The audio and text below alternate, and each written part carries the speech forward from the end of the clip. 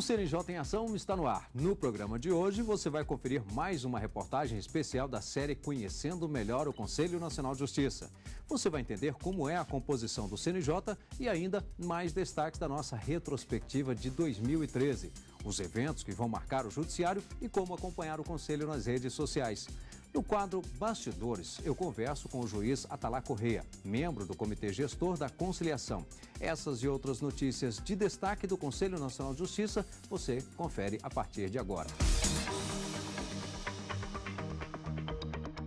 E a gente começa esta edição com a nossa terceira reportagem da série Conhecendo Melhor o Conselho Nacional de Justiça. Hoje você vai entender melhor como é a composição do CNJ. Ao todo, são 15 membros. O Conselho Nacional de Justiça foi criado há quase 10 anos. Neste período, juristas conhecidos em todo o país tiveram a oportunidade de participar do órgão que tem a função de controlar e fiscalizar o judiciário.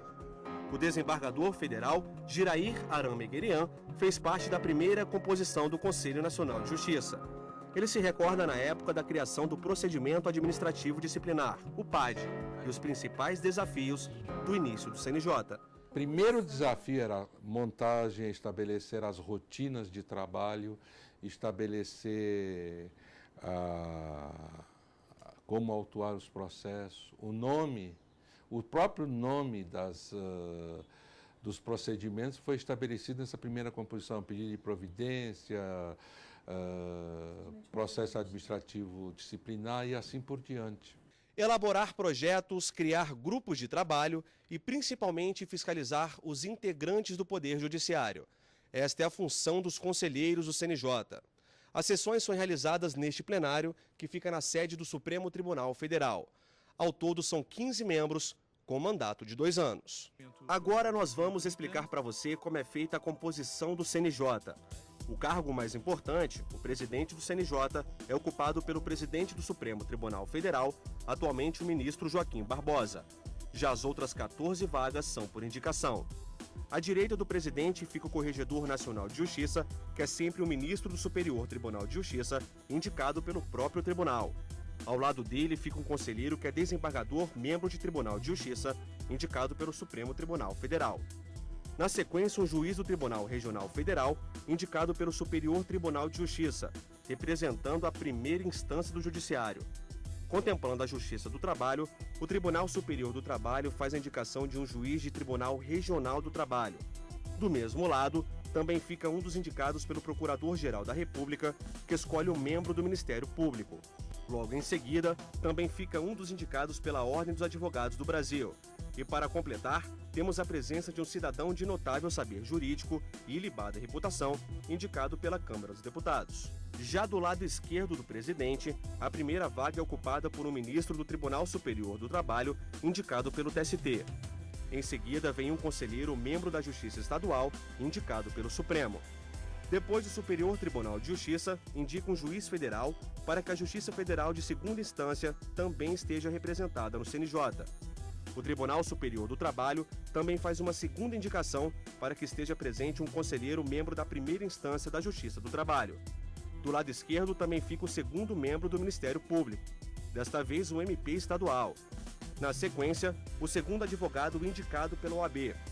E para completar a composição do CNJ, outro membro de notável saber jurídico e reputação ilibada, indicada pelo Senado Federal, o que transforma o Conselho Nacional de Justiça em um órgão diversificado, capaz de analisar as situações enfrentadas pelo Judiciário de forma ampla. Permite uma visão mais abrangente da problemática do Judiciário, porque os demais integrantes são, na verdade, provenientes de órgãos essenciais ao funcionamento da Justiça. Na atual formação, uma curiosidade. Pela primeira vez, 1/3 do CNJ é representado por mulheres. As conselheiras Ana Maria Duarte Amarante, Débora Ciossi, ministra Maria Cristina Peduzzi, Gisela Gondim e Luísa Cristina Frischheinsen tomaram posse neste ano para o biênio de 2013 a 2015. As composições anteriores contaram com no máximo 2 mulheres. Para a conselheira Ana Maria Amarante, isto representa um avanço na justiça brasileira, com mais igualdade entre homens e mulheres. O que tem sido bom. Muitos dizem que mulher seria uma mão mais pesada na aplicação da disciplina, porque a nossa atuação se restringe ao âmbito mais de controle administrativo, sobre aspecto, às vezes, disciplinar do Poder Judiciário, buscando primordialmente o aperfeiçoamento de políticas para melhor desempenho das funções que ele realiza. Mas ficamos apenas nessa esfera administrativa e, principalmente, buscamos garantir a autonomia do Judiciário. Na próxima semana você vai ver as campanhas que são feitas pelo Conselho Nacional de Justiça. Agora, você acompanha mais destaques da nossa retrospectiva de 2013 com as principais decisões do Conselho.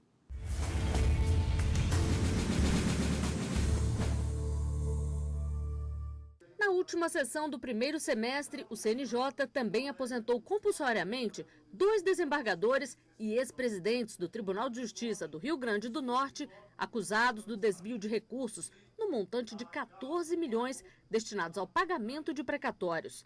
O relator foi o conselheiro Jorge Hélio.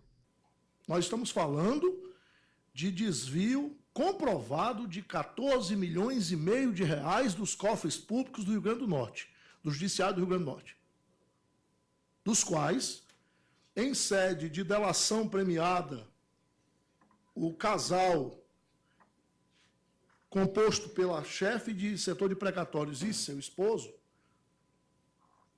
devolveu ao erário algo que, segundo consta aqui de laudos, eu não fui fazer nenhum laudo, eu não sou intérprete de laudo, eu me valho deles como matéria-prima e me valho das pessoas e instituições competentes para tanto, oficiais, evidentemente, não contratadas, mas oficiais, 6 milhões e meio foram devolvidos. Então, nós estamos falando de 14 milhões e meio, 6 milhões e meio, nós estamos falando ali de 8 milhões que estão no limbo. Com relação à vasta prova documental, é preciso ressaltar que, de fato, não há um vídeo, uma carta, um bilhete, uma fotografia ou anotação de diário que comprove que os desembargadores Oswaldo Soares Cruz e Rafael Godeiro Sobrinho tenham se apropriado dos valores desviados dos cofres públicos. É sabido que articulações ilícitas dessa natureza não costumam deixar rastros. O esquema contou com a participação de laranjas e teria funcionado entre 2007 e 2011. Os laranjas afirmam que recebiam isso, sacavam e iam entregar isso na porta da agência, ao senhor George Luiz. Os recursos eram sacados ou transferidos por meio de cheques, transferências diretas e guias de depósito. Os 33 cheques foram emitidos durante a gestão do desembargador Oswaldo Cruz e tiveram como beneficiários a própria senhora Carla de Paiva Ubarana Araújo Leal, seu esposo, George Luiz de Araújo Leal, a empresa Glex Empreendimentos e Serviços Limitada, cujos sócios proprietários são justamente a senhora Carla e o senhor George Luiz, bem como a senhora Tânia Maria da Silva, o senhor Carlos Alberto Fazanaro Júnior e o senhor Carlos Eduardo Cabral Palhares de Carvalho. O conselheiro Silvio Rocha entendeu não caber punição do CNJ em relação ao desembargador Rafael Godeiro Sobrinho, por ele ser aposentado. Foi o único a discordar do voto do relator, elogiado pelo colega Wellington Saraiva. Vossa Excelência, e aproveito para parabenizá-lo, dizendo que Vossa Excelência, se me permite o elogio, encerra com chave de ouro a sua participação neste Conselho com esse voto lapidar.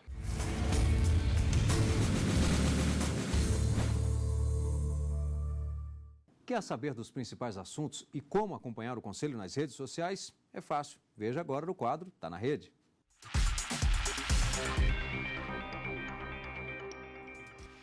O destaque desta semana é a cartilha da Agência Nacional de Telecomunicações. O documento traz os principais direitos dos usuários e obrigações das prestadoras de serviços de telecomunicações.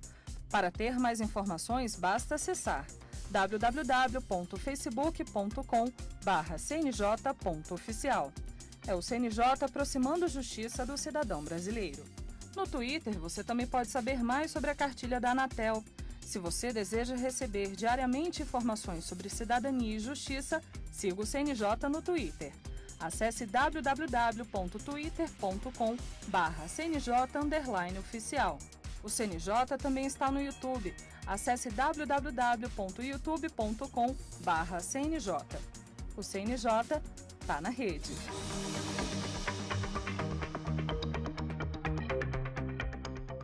E chegou a hora de você se programar para conferir os próximos eventos que vão marcar o Judiciário. Confira os destaques.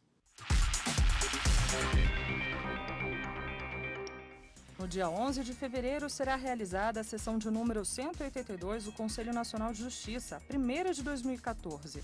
O CNJ se reúne no plenário do Conselho na sede do Supremo Tribunal Federal, em Brasília, às 9 horas da manhã. Entre os dias 8 de janeiro e 7 de fevereiro, estará aberta a consulta pública sobre minutas de resolução que dispõe sobre a distribuição da força de trabalho e de orçamento no âmbito do Poder Judiciário. O envio de comentários e sugestões deverá ser feito através do e-mail consultapublica@cnj.jus.br. No dia 20 de janeiro, às 9 horas, vai começar a ser feita a correição das unidades de 1º e 2º graus da Justiça Comum Estadual do Amazonas. Já no dia 3 de fevereiro, começa a correição nas unidades de 1º e 2º graus da Justiça Comum Estadual da Bahia. O CNJ vai realizar a primeira audiência pública da história do órgão. Vão ser debatidos temas como a eficiência da Justiça de 1º grau, extinção ou redução da competência delegada, desjudicialização da execução fiscal e composição da Justiça Eleitoral. A audiência pública será dividida em 2 blocos que serão realizados nos dias 17 e 18 de fevereiro. O primeiro bloco será destinado à discussão sobre a eficiência na Justiça de 1º grau. O segundo será dedicado ao debate sobre extinção ou redução na competência delegada, desjudicialização da execução fiscal e composição da Justiça Eleitoral. Poderão participar do debate órgãos públicos, autoridades, entidades da sociedade civil e especialistas. Nós vamos fazer um rápido intervalo. Daqui a pouco eu converso com o juiz Atalá Correia. Ele é membro do Comitê Gestor da Conciliação. Até já.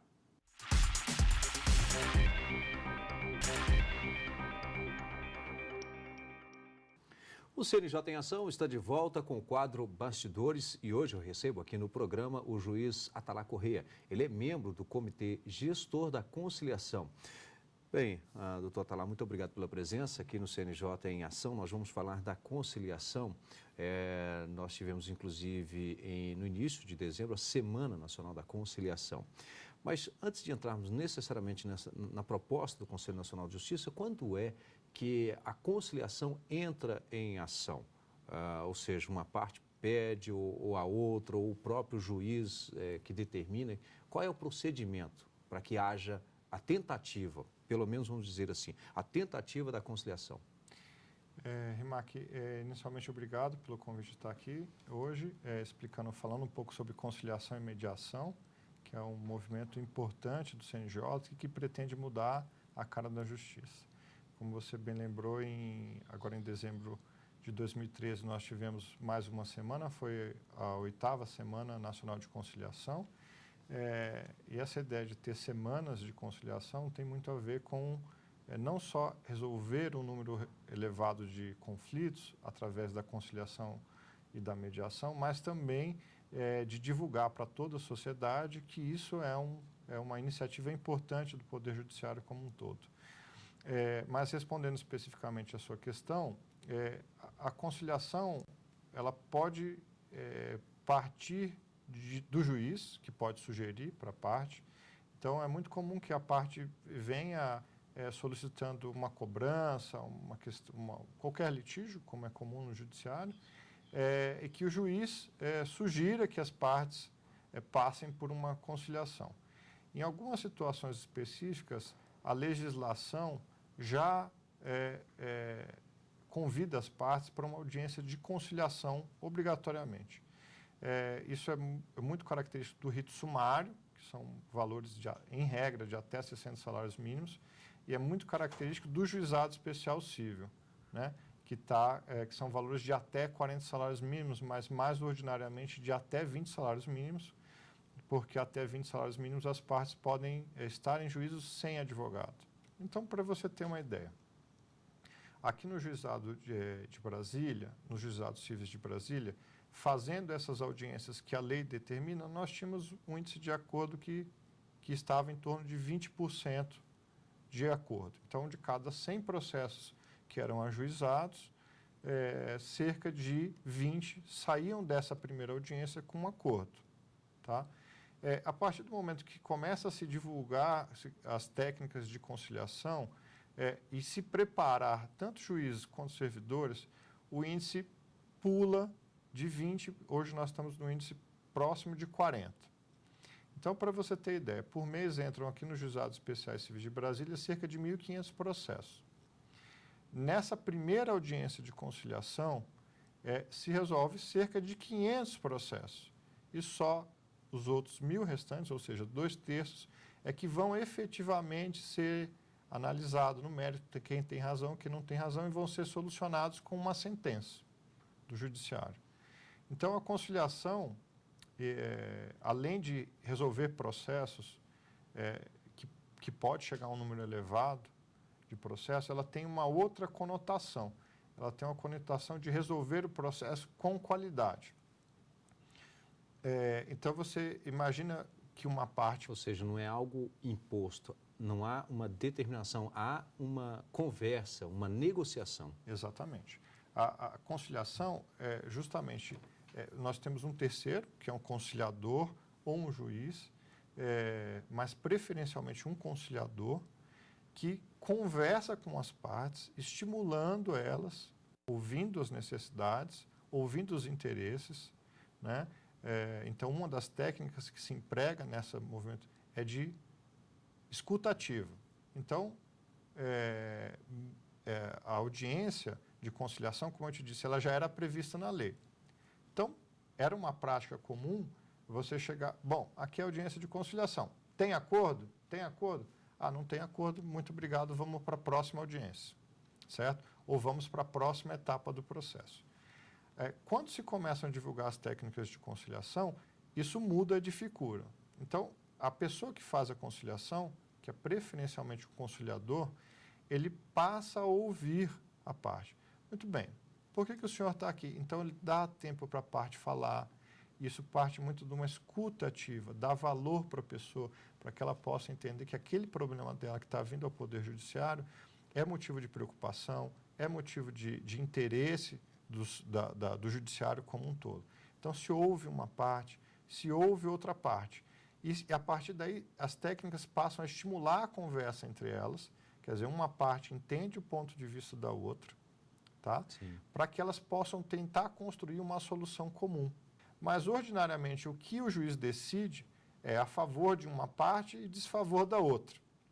Então, a tendência das partes é ver que quem ganhou vê a sentença do juiz como uma decisão justa, certo? E quem perdeu vê a decisão do juiz como uma sentença... Ou às vezes nem sempre, né? Às vezes quem ganhou também entende que não está ainda adequado. Eu brinco, às vezes, falo assim, o juiz é a única pessoa que, querendo ajudar a solução de conflito, entrega uma sentença que é muitas vezes vista como que desagrada os dois. Querendo ajudar, desagrada os dois. Então, a sentença tem é um terceiro que não conhece as partes, não conhece a vida delas, que está dando uma solução imposta, uma solução baseada em preceitos abstratos da lei, para o caso delas. E que cumpra-se, né? E que deve ser cumprida, gostando ou não. Então, por exemplo, você tem que pagar uma dívida de 1.000, muito que bem. Se o juiz manda pagar essa dívida de 1.000, ele manda pagar de uma vez só. O juiz não tem o poder de dizer, você vai pagar essa dívida em 10 prestações de 100. Mas se você reconhece que deve alguma coisa, é melhor que você tente negociar, porque às vezes você consegue negociar um desconto. Em vez de pagar 1.000, você paga 900, 800. E muito comumente o credor parcela. Então, em vez de você ter uma sentença que te obriga a pagar 1.000 de uma única vez, você tem um acordo pelo qual você vai pagar 80 em 10 vezes, vamos supor. Então, isso é um benefício prático. Então, a parte que deve sai satisfeita e a parte que é credora também sai satisfeita, apesar do desconto e apesar das parcelas. Agora, doutor Tanar, nós tivemos aí uma novidade na conciliação no início de dezembro passado, que é justamente com relação ao questionário. Como é que funcionou isso? O CNJ, dentre as várias iniciativas que vem tomando para estimular a conciliação, estimular a mediação, o CNJ resolveu sugerir um formulário que é aplicado às partes que participam da conciliação, durante a Semana Nacional de Conciliação, tornando isso uma praxe nacional. Então, qual é a ideia? A ideia aqui é pesquisar a qualidade do serviço que o judiciário presta ao cidadão. Então, se o cidadão vem para a Semana Nacional de Conciliação, ou se vem para uma rodada de conciliação fora da Semana Nacional, nós gostaríamos de saber dele o que ele achou. Então, o que ele sentiu ali naquele momento da conciliação? Ele achou que as iniciativas foram positivas? Como é que foi o comportamento do conciliador? Foi um comportamento positivo? Ajudou a ter uma solução? Ou ainda que não tenha ajudado a ter uma solução, foi um comportamento adequado? Ele se sentiu valorizado ali naquela situação? Então, nós estamos avaliando o conciliador, nós estamos avaliando a conciliação como um todo, nós estamos avaliando a percepção, isso é muito importante, a percepção do que esse cidadão tem do judiciário, e aqui em Brasília nós já aplicávamos um formulário parecido com esse que o CNJ sugeriu, e todos aqueles cidadãos que passam pela conciliação respondem positivamente. A minha impressão sobre o Poder Judiciário mudou. Eu vejo o Poder Judiciário como algo mais humanizado, como algo que me atende melhor. Então, isso é muito importante para a gente, não é só a entrega de um papel, de uma sentença. E serve como referência, um bom parâmetro para a capacitação desses conciliadores, né? Desses mediadores. O CNJ investe muito fortemente nessa ideia. A conciliação, ele é um movimento muito positivo, mas cuja implementação no campo prático, ela exige conciliadores, né? Então, exige que um número elevado de pessoas, então se a gente tem 90 milhões de processos no Brasil hoje, para conciliar todos esses processos, nós vamos precisar de um número elevado de pessoas treinadas. Não são pessoas que chegam lá e perguntam, tem acordo, mas pessoas que saibam as técnicas da conciliação, saibam ouvir e saibam encaminhar o diálogo entre as partes. Então, o CNJ investe nesse treinamento e uma das funções do formulário é efetivamente avaliar indiretamente como esses conciliadores, que é a cara do judiciário perante esse judicionado, se ele está sendo bem treinado. Então, a conciliação como um todo, é importante não ver só como uma forma de que o judiciário tem de se livrar do processo, né? Não é isso. Efetivamente, a conciliação é um investimento do judiciário na qualidade do serviço público, na qualidade da prestação judicional. Então, se não for, vai só retardar, mas cedo ou mais tarde a pessoa vai voltar para o judiciário. Exatamente. Se o cidadão sai satisfeito, ele diz, se o conciliador foi bem avaliado, isso significa o quê? Que o conciliador foi bem treinado, certo? Então, no movimento da conciliação, é importante que a gente entenda o seguinte, não há uma necessidade de fazer acordo a todo e qualquer custo, certo? Porque muitas vezes, quando eu disse para você, olha, é mais interessante que que o conciliador esteja na sessão do que o juiz, porque nós, juízes, podemos ter a tentação, né, de dizer para a parte, olha, faça esse acordo porque é melhor para você. Quando você está dizendo, faça esse acordo que é melhor para você, o juiz está extrapolando a função dele e a parte ouve aquilo como um recado. Eu tenho que fazer esse acordo. Vira um recado. Né? Então, quando o conciliador, ele não é a pessoa que vai julgar, ele não fala muito, ele escuta muito. Mas quando ele fala, aquilo não é visto pela parte como uma ideia de imposição de um acordo. Bem, eu tive a satisfação de conversar aqui com o juiz Atalá Correia. Nós falamos justamente sobre a conciliação e também a mediação. A mediação ficou um pouquinho, mas está nesse contexto. Doutor Atalá, muito obrigado pela presença aqui no CNJ em Ação. Tá ótimo, muito obrigado a vocês. E nós vamos agora conferir mais uma notícia de destaque do Conselho Nacional de Justiça. Presos não vinculados a instituições de ensino, mas que concluíram o ensino fundamental ou médio, após serem aprovados nos exames que fornecem as certificações, também terão direito ao acréscimo de tempo necessário para reduzir a pena prevista na Lei de Execução Penal. A norma foi definida por uma recomendação aprovada pelos conselheiros do CNJ. E o CNJ em Ação termina aqui. Temos um encontro marcado no próximo programa. Até lá!